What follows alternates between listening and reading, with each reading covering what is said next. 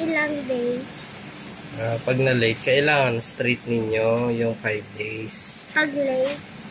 Ilang days? O, pag na-late, di ulit ng 1 week. Dapat mo straight yung 5 days na walang late. Okay?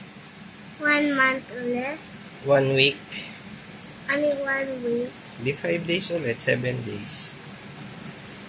Okay? So, set mo na yung alarm mo. Para hindi malilate. Ano? Yun. Okay na. So, matulog na.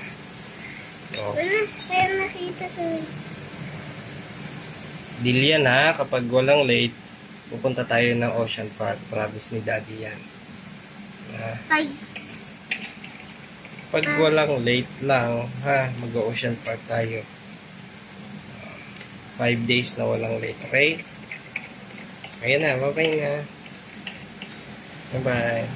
Pag na late,